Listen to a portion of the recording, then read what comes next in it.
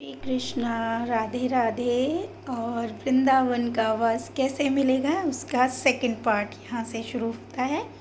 देखिए, मैं वीडियो बना रही थी और अचानक से ये मेरा वीडियो नहीं बनने दे रहे हैं। मुझे नहीं पता क्या चाह रहे हैं प्रभु, लेकिन संदेश देना है, लेकिन शायद आप लोगों को वो ऐसे ही देना चाहते हैं। तो पहला संकेत उन्होंने दिया, ठीक है। अब आते हैं हम दूसरी बात की। जैसे ही वो चींटियों को खिला देते हैं और उसके बाद वो जो ड्राइवर हैं वो सेविका से कहते हैं कि अच्छा बताओ और क्या। तो बोले कि बस इतना हो गया, लेकिन नहीं, मैं तो और भी खिलाना चाहती हूँ, और भी भंडारा खिलाना चाहती हूँ। तो बोले अच्छा, तुम्हें और भी भंडारा खिलाना है, तो अच्छा ये बताओ कि जब घर में मेहमान आता है तुम लोग क्या बोलते हो। तो बोले अतिथि देवो भव। बोला अतिथि देवो भव बोलने की क्या आवश्यकता है, ये बताओ। तो सेविका कहती नहीं, मैंने यही पढ़ा है, यही सुना है। बोले अतिथि देवो भव करने की आवश्यकता से ज़्यादा आपको जीवो देवो भव करना चाहिए। मैं तो सेविका कहती है वो क्यों। बोले कि देखो, मैंने हर मनुष्य के भाग्य का खाना पीना रहना उसके कर्मों के अनुसार निश्चित किया है। मैंने जीवों का भी खाना पीना, जीव जंतु, जीवों मतलब जीव जंतु, जितने भी पशु पक्षी जीव हैं, जितने भी, उन सबका भी खाना पानी दाना सबके लिए मैंने निश्चित किया। लेकिन मनुष्य ने बनाई हुई प्रकृति को ही बदल दिया, प्रकृति को भी नहीं छोड़ा। प्रकृति का जब उन्होंने विनाश हुआ तो उनको दुख तो सहने ही थे। अब वो जो जीव जंतु के लिए मैंने प्रबंध किए थे, वो प्रबंध भी मनुष्य ने स्वयं के भरण पोषण के लिए इस्तेमाल कर लिया। अब जब वो भरण पोषण कर रहा है तो कष्ट तो आएंगे ही।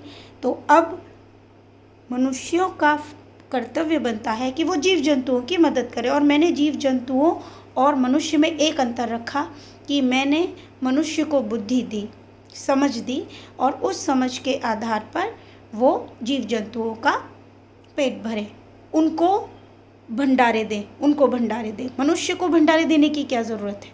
भंडारा देना है तो जीव जंतु पशु पक्षियों को दो, उनको ज़्यादा ज़रूरत है, क्योंकि वो तुम पर निर्भर करते हैं।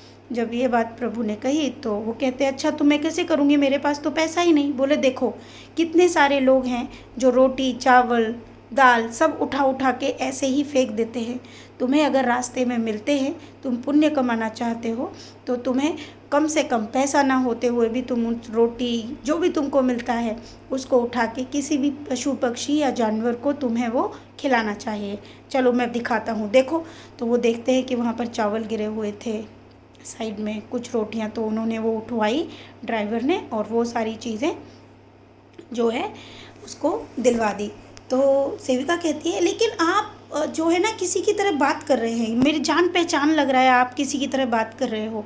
तो तभी प्रभु जो है अपना रूप धारण कर लेते हैं और वो बिहारी जी के रूप में आ जाते हैं, और वो फिर बताने लगते हैं कि देखो ये मैं ही था, और मैं तुम्हें बताना चाहता हूँ, तुम सब जो है किसी को भी बुलाकर उसको भोजन कराना चाहते हो, क्या उसको भोजन प्राप्त नहीं है। उसके लिए भोजन है, मैंने व्यवस्था की है। आज वो कम या ज़्यादा जो भी प्राप्त कर रहे हैं उनके स्वयं के कर्मों से, कोई भी ऐसा नहीं है, ठीक है, जो कमाने के लायक नहीं है या जो बहुत ही कमज़ोर हो चुका है, उसके लिए भी मैंने व्यवस्था की है। लेकिन हर मनुष्य का कर्तव्य बनता है वो इन जीव जंतुओं के लिए भंडारे करे, लेकिन सब उल्टा हो रहा है। अगर तुम चाहते हो कि तुम्हें वृंदावन का वास चाहिए, तो वृंदावन के वास के लिए तुम्हें यहाँ पर इन कुत्तों को, गायों को, तो सेविका कहती है मैं गाय को कैसे खिलाऊंगी। तो बोलो क्या खिलाना है तुमको, मत खिलाओ रोटियाँ, तुम एक कट्टा हरी घास, कटा हुआ भूसा, ये तुम एक एक करके भी अगर मनुष्य मदद करता है तो सबकी मदद हो जाएगी। तुम शुरुआत करो, तुम्हें देखकर बहुत सारे लोग शुरुआत करेंगे। तो तुम अपना ये नियम बना लो, चींटियों को भोजन भंडारे कराओ, बंदरों को भंडारे कराओ, कुत्तों को भंडारे कराओ, गायों को भंडारे कराओ। जब तुमको बहुत सारे लोग देखेंगे तो सारी जगह ये चीज़ होती चली जाएगी। इसलिए मैंने तुम्हें आज ये बताया और ये समझाया। तो सेविका कहती है कि हाँ, हमारे घर में ऐसा करते हैं। तो बोले हाँ, तो इस चीज़ को कंटिन्यू करना है, आगे तक करना है। तो आप मुझे वृंदावन में क्यों नहीं बुला लेते, सेविका बोलती है। तो कान्हा जी कहते अभी तुम उसके लायक नहीं बनी हो। मैं चाहूँ तो वृंदावन एक चुटकी में बुला सकता हूँ, लेकिन वृंदावन का वास पाने के लिए पहले ये चीज़ करनी पड़ेगी, तुम्हें उसमें निपुण बनना पड़ेगा। और मुझे बोलते हुए बिल्कुल भी हिचक नहीं हो रही है कि तुम उसके लायक कभी नहीं हो।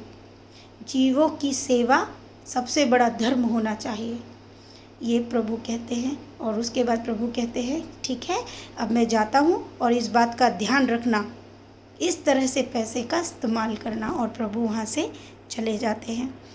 देखो प्यारे भक्तों, हम सब की ये, मैं आपको पहले ही बता दूं कि मैंने पहले ही कहा है कि मैं सेवा भाव दिखाना पसंद नहीं करती हूँ कि हम क्या सेवा करते हैं और क्या नहीं। आज स्वयं प्रभु ने आप सबके समक्ष ये रख दिया है जो कि हम बहुत समय से करते चले आ रहे हैं। वही चीज़ प्रभु ने आप सबके लिए स्वप्न दर्शन के लिए मैसेज पहुँचा दिया है। जब तक आप सबके मन में गाय माता, जीव जंतु, पशु पक्षी या सबके लिए प्रेम नहीं जागता है, तब तक हमें किसी को भी वृंदावन का वास नहीं मिल सकता। अब वृंदावन है क्या, वो मैं आपको समझाती हूँ। प्रभु क्या कहना चाहते हैं वो स्पष्ट करती हूँ। हर वो जगह, हर वो स्थान वृंदावन है जहाँ पर पशु सेवा है, जहाँ पर जीव जंतुओं की सेवा है, जहाँ पर आपके घर के आसपास आप सेवा कर रहे हो। आपके अंदर देखिए, आपने सेवा करना शुरू किया।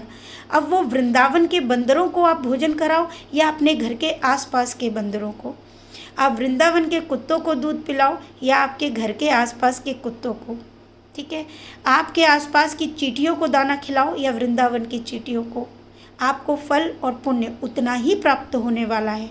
और आपके लिए आपका घर, आपका स्थान, आपकी जगह, आपका शहर, आपकी हर चीज़ वृंदावन बन जाएगी।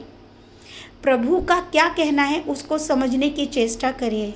वृंदावन कैसे बना, क्यों वो गोलोक धाम है, सोच के देखिए। क्योंकि वहाँ पर ऐसे ही लोग वास करते हैं। व्रजवासियों को छोड़ दीजिए, उनकी तो उनके लिए हर पाप या सारी चीज़ें प्रभु ने माफ़ की है, उसके भी उनके अच्छे पुण्य कर्म रहे हैं, ठीक है। उनको छोड़कर अगर एक अन्य व्यक्ति वृंदावन में वास करना चाहता है तो उसे अपने आसपास भी वृंदावन बनाना होगा। और जब अब इतने लाखों लोग हैं, आप अंदाज़ा लगाइए, लाखों करोड़ों लोग हैं, ठीक है, जो वृंदावन वास अपने घर के आसपास बनाते हैं। अब होते हैं एग्ज़ाम,